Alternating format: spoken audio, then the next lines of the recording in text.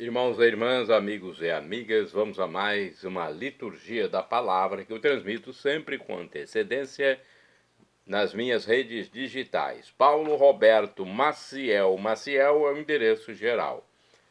Você pode ir ao YouTube, Instagram, Facebook e blog. Para chegar diretamente ao Instagram é @Paulo Roberto Maciel 6 barra. Neste vídeo eu vou transmitir a liturgia referente ao dia 21 de março de 2026, sábado, na quarta semana da Quaresma. O ano litúrgico é o A quando se dá mais ênfase ao Evangelho de São Mateus, é o primeiro da nova aliança que está na Bíblia. A cor dos paramentos litúrgicos é roxa, conforme eu estou simbolizando aqui no meu pescoço com esse acessório. No rito temos a missa própria com o prefácio da Quaresma.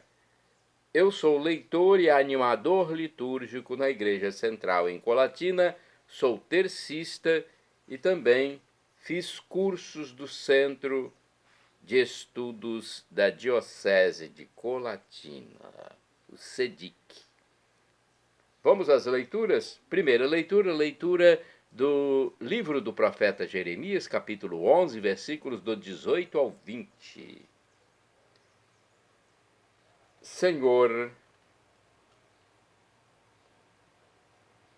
avisaste-me e eu entendi.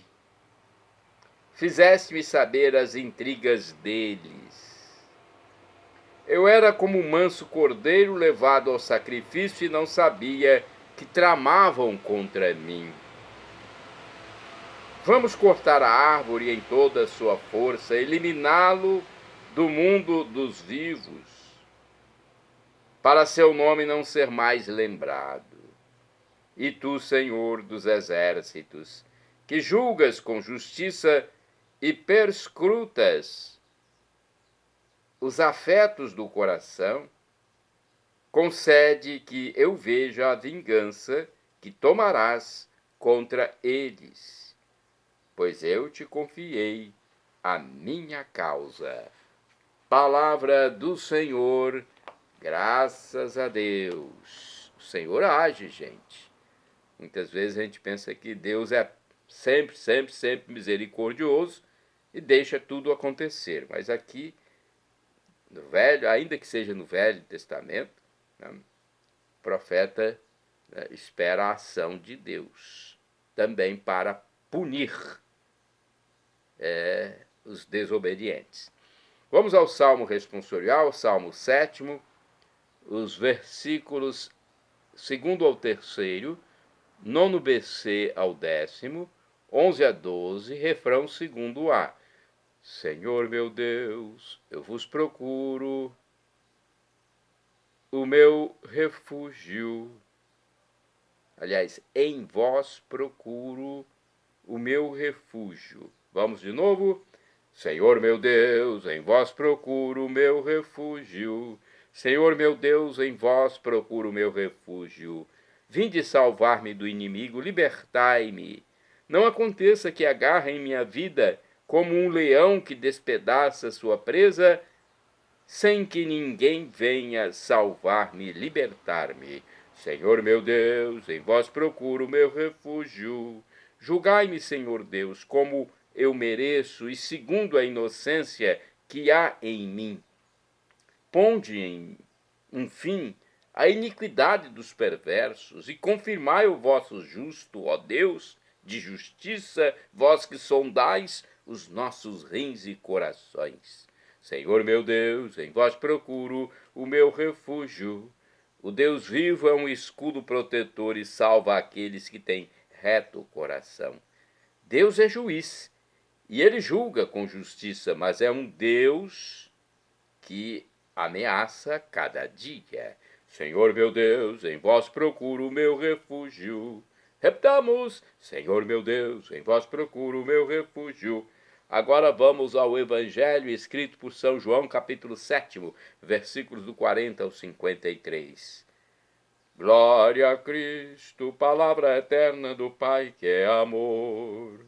Felizes os que observam a palavra do Senhor.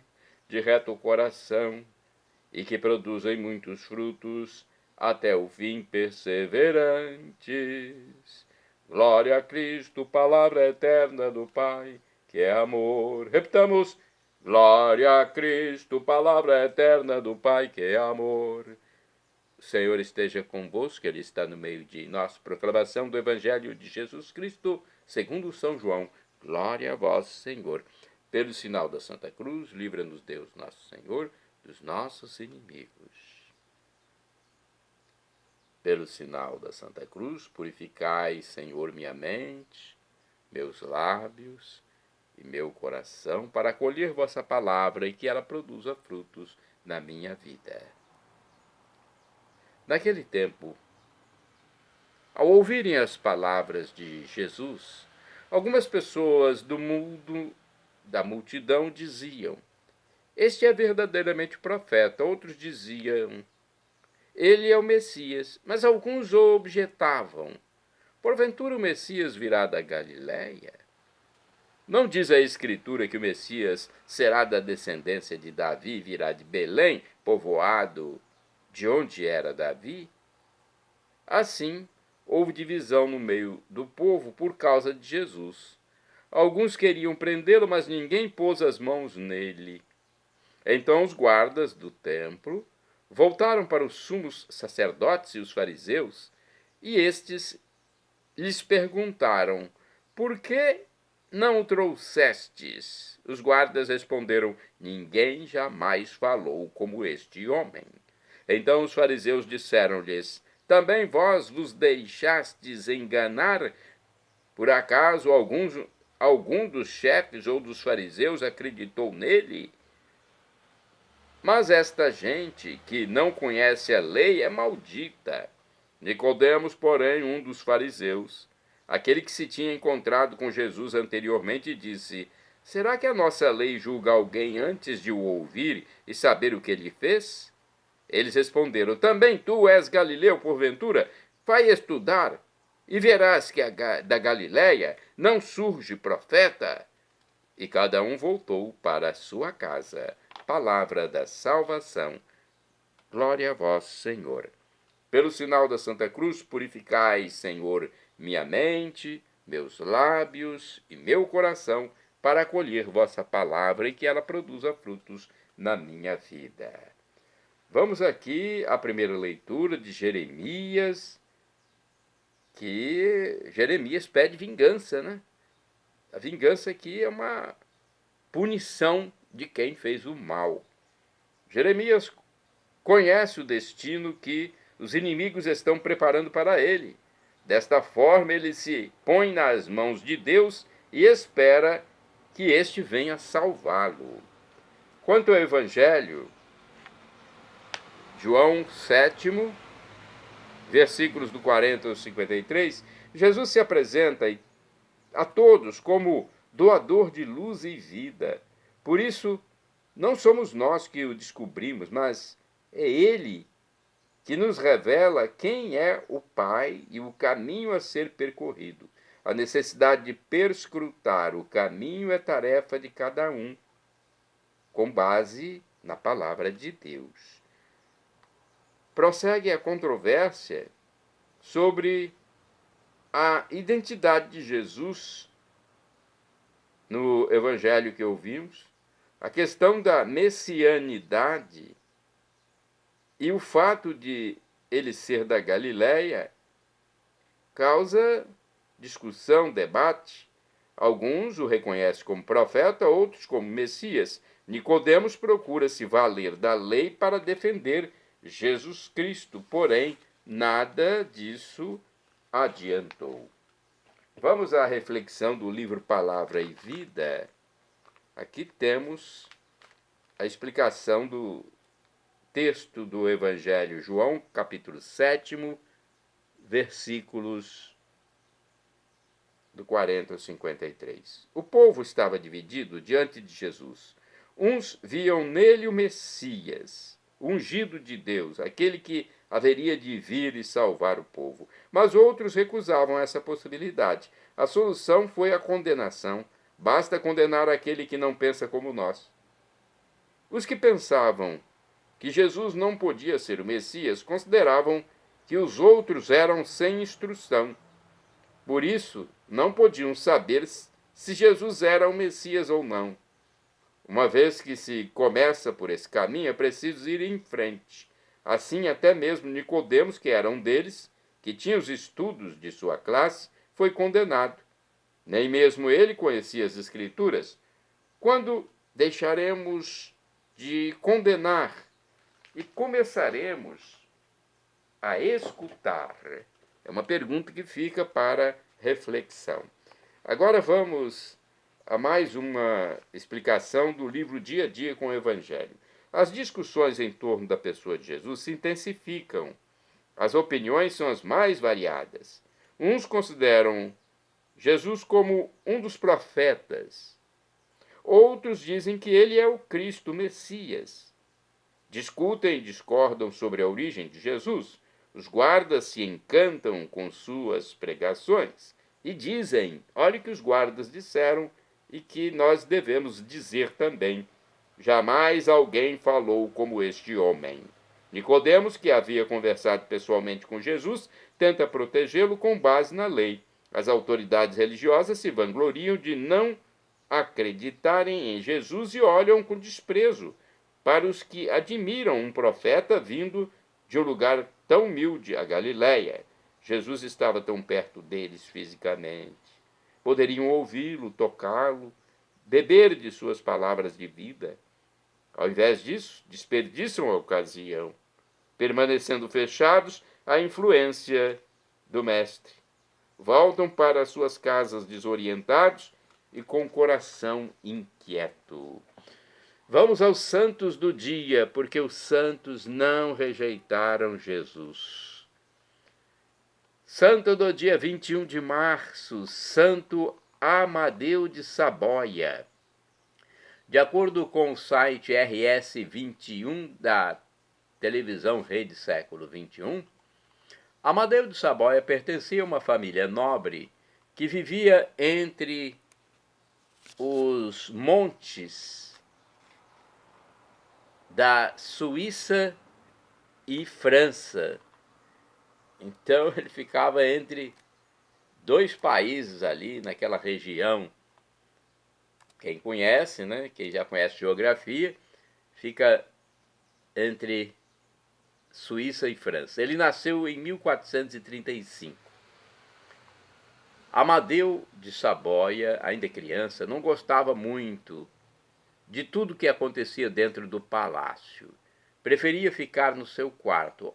Algo dentro de si o fazia aspirar por coisa mais importante na vida. Quando jovem, foi apresentado a uma bela garota com a qual se casou e tiveram 7 filhos.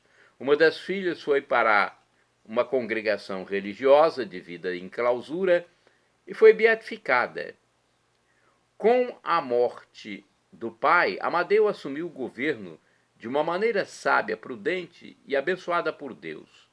Ele resolvia os conflitos de modo diplomático, detestava palavrões, palavras chulas, odiava a guerra e resolvia os problemas com delicadeza, sabedoria, equilíbrio e sobriedade. Era um homem de igreja e de oração profunda. Entre suas devoções pessoais, ele gostava de meditar sobre a paixão de Jesus Cristo. Olha, que coisa importante, meditar sobre a paixão e morte e ressurreição de Jesus. Participava diariamente da Eucaristia.